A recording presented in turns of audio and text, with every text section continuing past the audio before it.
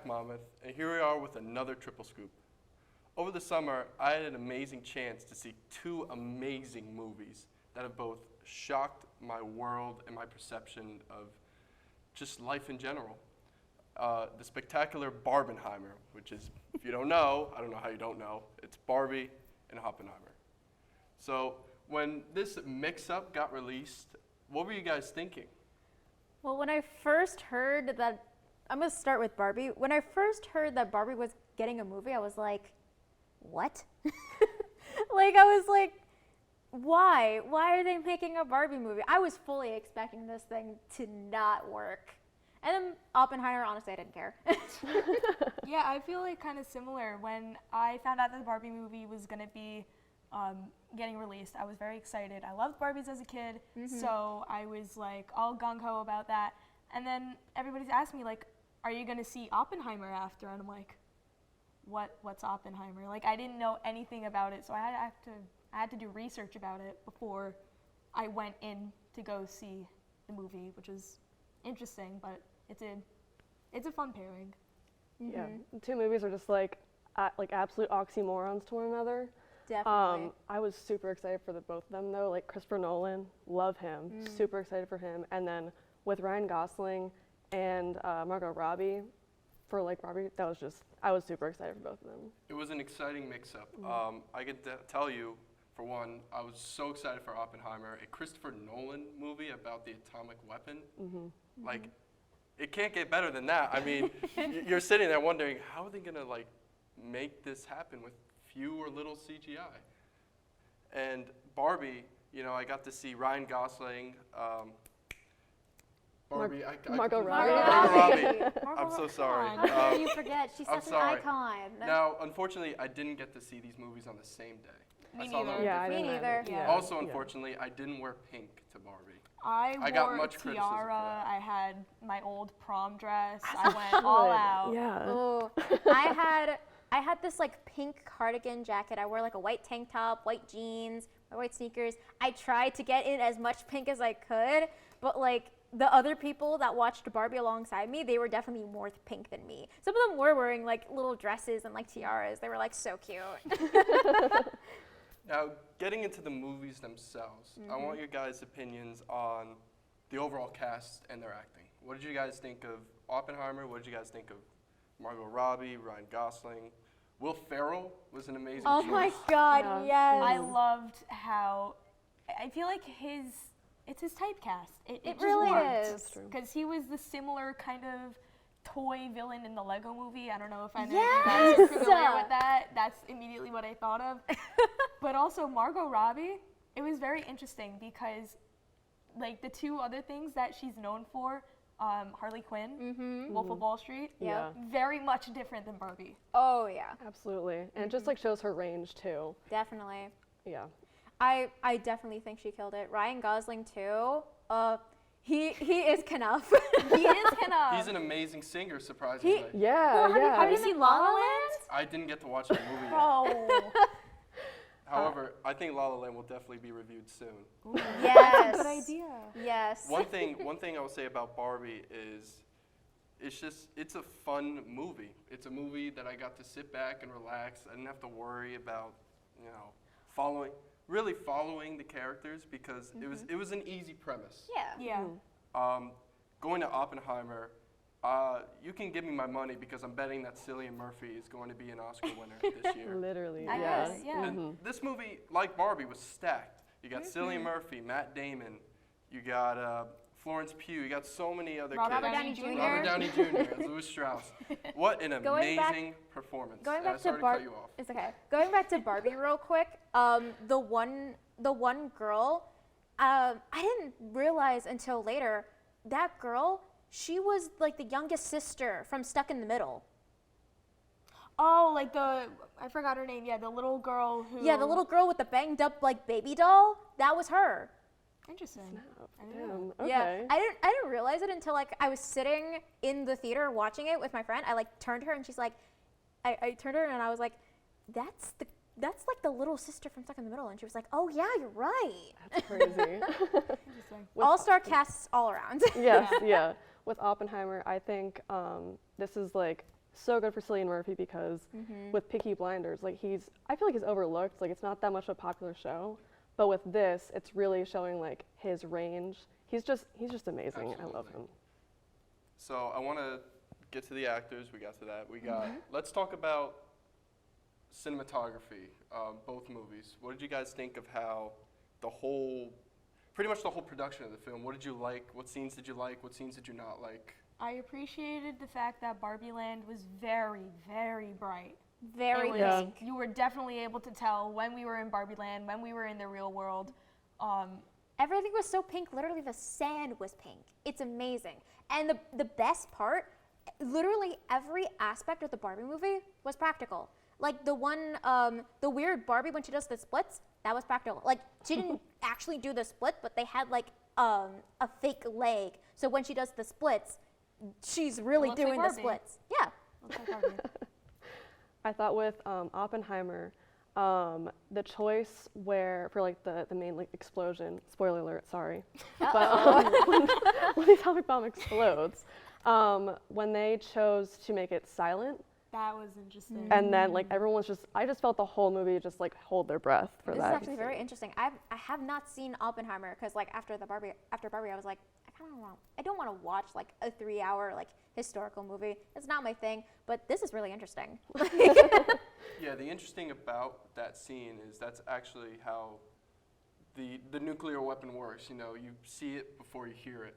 Yeah. Right. Yeah. Like Yeah. fireworks. And going off what you said about that scene, I thought that scene was the greatest piece of cinematography I've ever watched. Yeah, Even I if some bet. parts were practical CGI, just the sheer fear and overall regret of making this weapon with just absolute silence. I think the choice of having no silence was an amazing choice because I remember, and to this day I'll never forget, the whole theater was just silent when that scene was happening. The fire, the destruction of everything. And it just, the anticipation even before that scene, it really almost gave me a heart attack. Oh my god. So it was just, I can't talk about it anymore. It's just an amazing scene. You guys have to watch it on IMAX. Absolutely. Okay. Yeah. Unfortunately, our Barbenheimer is going to end. We will see you all next time. Bye. Bye. Welcome back to Triple Scoop. We are doing our TV segment now, and we are going to talk about the show Suits. So my experience with Suits was my sister got me into it over the summer. She was watching it. She was like on season 2, and she goes, "Okay, sit down. You're really going to like this show." And I was like, "Why?" And then I watched an episode with her. She was giving me all the backstory, and I was like, I should really just start from season 1. But yeah, so who wants to talk about what it's about? Well, I got into Suits because I just pretty much watch whatever show my dad's currently watching because we watch like a lot of the same things. So basically I know whatever he watches I'm going to like. So it's about this corporate law firm that has all these characters, not just like actual like characters on the TV, but like characters. Like they have some personality to them. That's very true. We have the iconic Louis Litt. We have the queen herself, Donna Paulson, who deserves her own segment, honestly. She's just like, We might she's have to up whiteboard there. her. Yeah, no, absolutely. That's going to have to be a whole nother thing. We have the one and only, the closer, Manhattan's best closer, Harvey Specter, and, of course, we have Mike, who, does anyone care to explain the backstory of Mike himself? Yeah, I guess I could do that. Mike is, like, he dropped out of college, right? And I think, or he, like, didn't. I think like high school. Oh, He okay. just And Yeah, he's, like, he got high school? expelled Yeah. from college. Yeah, Oh, from, okay, he was yeah, at 'cause he was cheating, Harvard, right? Yeah, Yes, he was okay. cheating, yeah. So he gets yeah. expelled for cheating, but he is, like, a genius and then would, like, have a side hustle of, like, taking the LSATs for people. And then he would just, like, get money for it, which is obviously, like, cheating. Like, you'd see that, like, in TV shows, like, for the SAT. Like, you can't do that. And, yeah, so he works his way in and lies and gets a job at this law firm. Yeah, because he gets expelled because the person he ended up selling one of the LSATs to happened to be the dean's daughter. Yes. So he That was found out about messy. it. Yeah. Yeah, Yeah, and but- then they get thrown off. Yeah, I really liked how like he wormed his way in. I thought that was Yeah. really like it was just so fun to watch. Yeah. Like he's on the run, like trying to like avoid all these like dangerous people, walks in there, fakes a name, goes in, like impresses Harvey, and once Harvey finds out, I think that's the crazy part, is that so many people knew about his secret, and like for so long, even like Jessica, love her by the way, but they were fighting tooth and nail for that kid because he was just so on the ball with everything. And I always liked how the episodes kind of reminded me of like Law and Order, how there's something like new, almost every episode, and there's a couple cases that like carry over, but it's always like a new case that they have to deal with. And like, I remember me and my sister were talking about it. She was saying like, yeah, every episode they'll do a little like, oh, that's it moment, and it's like so stupid, but it works and it makes you want to watch it more. But Like you see those TikToks and they're always just like, my interpretation of Suits, and they're just constantly speaking in like allegories and like Yes. similes and like just like symbols like all the time. But it's actually like, it's so like captivating, and like the way Yeah. this, like everything's so serious. Like the most minor like inconvenience they make into like a whole big thing. But it's not even just like, come on, really. It's like they know what's at stake. Like Mike could literally go to prison right now, and they could all go to prison because obviously they know. yeah. So like throughout the whole series, like as you were saying, like there's a new like issue every and like case every episode. There's still like one big issue that they're working towards and like trying to hide. So they have like an edge on them because they're like trying to like conceal this. They're all like yeah. up for Yeah. prison basically. So I'm gonna ask. I'm only through up to season 4. Where's everybody else in the show? I pretty much finished the show a long time ago when it was actually streaming on Amazon Prime. I actually got into the show off of like a TikTok clip, the pilot, where they were talking about how Mike Ross evades the police and he goes in there and he presses Harvey and then he beats Harvey and he gets the job. And then from there I just kind of fell in love with the characters in the show, and I binge watched it for like 3 weeks. It was very, I finished I actually kind of took a break as soon as Mike Ross left the show, but it kind of like died down a little bit there, but there were new characters that were introduced, and it was not a replacement for Mike Ross, but it was like a refresher. So Yeah. it's cool. And I found out right before this show that I'm actually not done. I thought I was done. I'm not. Spoil it. I'm so sorry. No. I finished season 8, but apparently there's 9. I'm so. Do you know how happy you made me? I'm actually like gonna cry. I'm so happy right now. Oh my gosh, love I'm gonna that. go home and watch it. I'm only on season 3, so like I was also watching it on Amazon Prime, and like I like binged it. But yeah, This is gonna be a very exciting couple. I know, I'm seasons excited coming up. for it, but I don't know. I love watching it because I can never imagine myself being like that cutthroat in like the corporate world. But it's so interesting. It like- is so interesting. I don't even like understand half the time what they're talking about, Yeah. but they are Right. so quick and like super witty that you Yeah. you want to see them go back and forth and back Yeah. and forth. I just love that part of the show. And I think season 3, where you're at, is where it picks up like a lot. Like, I feel like there's not like a dull part of the show. Like in the beginning, like you know how like some shows it's like really like dead, and you're like, all right, well you gotta get to like season 7, and then it's like really good. But no, like it's good. Like it's good the whole time, but then season 3, you're like, whoa, like all right, now I gotta really pay attention. Yeah. Because like you just like normally like, oh, you gotta get like, let me make my breakfast while I'm watching the show. No, like you have to be like fully like immersed when you get to like season 3. I feel like, because that's just like when everything goes down, that's when all the things happen and like the ducks fall into place. And Yeah, it Ducks just in works a out row. really well Yeah. in that little section of time. Okay, probably our last thing, favorite character. I feel like yours is Donna with the way that you were hyping her up I earlier. love Donna. I think she love might be Donna, my favorite. But I love Harvey too. You're right. You are right. And It's like a tie. Donna and Harvey are like a package duo, so I feel like it works out. Yeah, we'll let that slide. Yeah. We'll let it slide. Yeah, it's like, all right. I think like personally, I love like Meghan Markle in it. Like it's so weird to see her in it because like I started watching the show like way after the whole like royalty thing, so it's like so weird to like turn it on and be like, oh, like she's an actress. Like so, but I personally love her. So Yeah, I like Louis Litt. I like his. I really do. He's like he's No goofy. way. Yeah.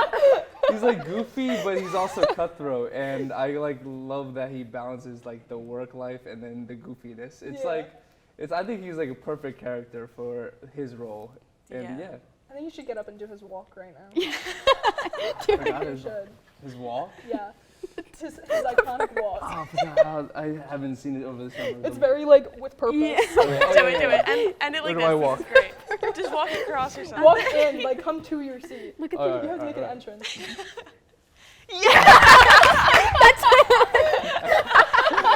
All There you right. go, there you That go. was perfect. That is a That's great the way one. to end the segment.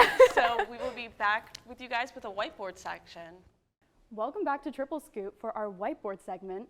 Today we're going to be discussing the new relationship between multi-platinum lyricist, maybe the most famous woman on the planet right now, Taylor Swift, and a guy who plays football, Travis Kelce.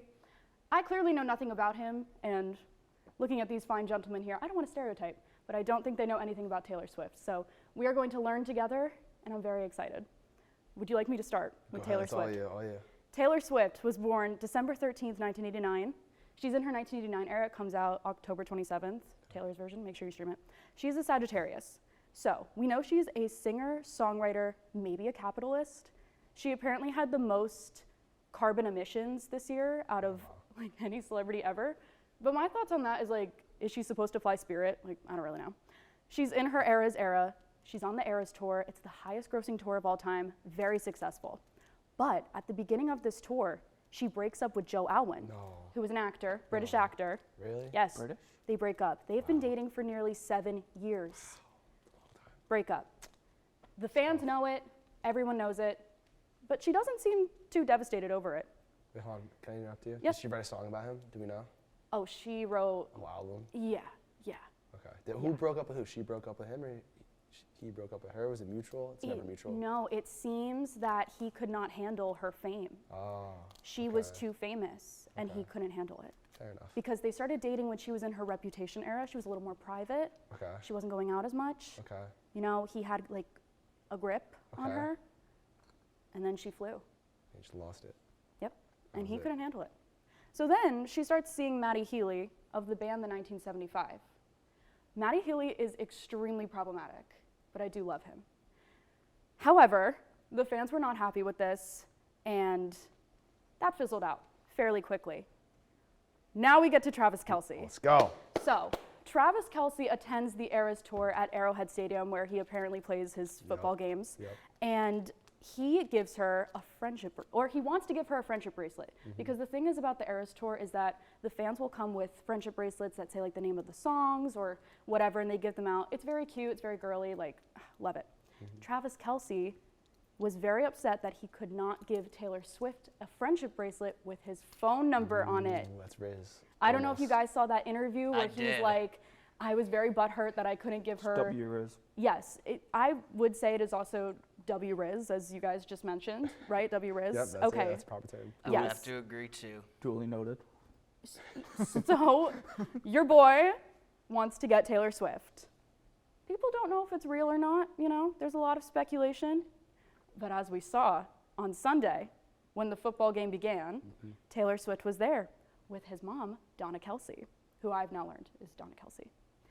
Finally, an American man. She has been dating scrawny British men for far too long. Why do you think she's like dating British men? Like she just likes the accent, maybe? Like. Well, I hear you do a British accent. Oh, I mean, it's pretty good. You think she'd like it or no? That was Scottish. That was not English at all. I literally think Travis Kelce has some competition because that was Yo, amazing. shout out Taylor. I mean, look at the face of this kid. Yeah, I mean, hey, you know. So finally, an American man, and Travis Kelce is beautiful. Would you guys agree? Very much so. Handsome. Solid looking dude. Solid Yeah. looking dude. Solid. That's, He's solid. without the beard, it's solid, but with the beard, But right now, I don't That know. It looks- I mustache don't though. know. He looks like an army soldier right now. I'm not gonna lie. But I know, but that's tough. rocks but like He Travis rocks Kelce's it. a good-looking dude, though. Yeah, no, he's a very good looking dude. And Very he's good. buff. That helps. Yes, exactly. Yes. Buff. He's very beefy. Not the scrawny British guy. No, he's not. Vastly different sides. of- Yes. So I'm very happy for her. I'm sure she's very happy. And it's just good all around. And I feel like she's been manifesting this relationship Really. because she says in one of her songs, I'll be 87, you'll be 89. What is 87? That's Travis Kelce's Kelce's number. I know! Oh my God. I know, it's crazy. And 89, go ahead. Oh, he's raising his hand. Nice. But I know, very respectful. Very good. But my question is, Travis Kelce's 87, so why is Taylor saying I'll be 87? Okay. Listen, 89, as I just mentioned, she's born in 1989. 1989, Taylor's version comes out October 27th. Okay, she says, I'll be 87, you'll be 89. She's talking about a relationship with a man when she's older. You know, it's super cute. Like, they've grown old together. How crazy is that? I'll be 87, you'll be 89. Like, they're taking each other's... I think it's just a coincidence. But what else would it mean? Exactly. If Benicio says what else could it mean, it has to mean something else. Absolutely. I'll do you one argue more. with. I'll do you one more. Yeah. Pointed in an arrowhead leading us home. Where does Travis Kelce play? Arrowhead Stadium. Yes. Oh my Sometimes God. known as Burrowhead? Burrowhead. Sometimes. Okay, well, for the bit, Benicio, it's Arrowhead Stadium, okay? And then finally, she has a song called The Archer. What does Travis Kelce do when he, wins? Exactly. Now look at that. That was If I have crazy. not convinced you that these two people are compatible, I don't know what will. So now I'm turning it to you guys, finally, enough of me talking. Who is this Travis Kelce? All right, so Travis Kelce, Taylor Swift has all this complicated stuff. Travis Kelce's very simple. 2 words. Okay. Football guy. Tight end. Tight end as well. He blocks people, he receives the ball, he scores touchdowns. He plays for the Kansas City Chiefs, who won Super Bowl last year and have won 2 Super Bowls in the past 5 years. Okay. So, guy that has a ring already, Super Bowl ring, maybe a wedding ring later, Taylor Swift, maybe, we'll see. We don't know. But the thing interesting about Travis Kelce, there is some drama behind his name. In 2016, he actually had a dating show that was like The Bachelor called Catching Kelce. Whoa. Yes. And that could obviously raise a couple question marks if he's a loyal type of guy.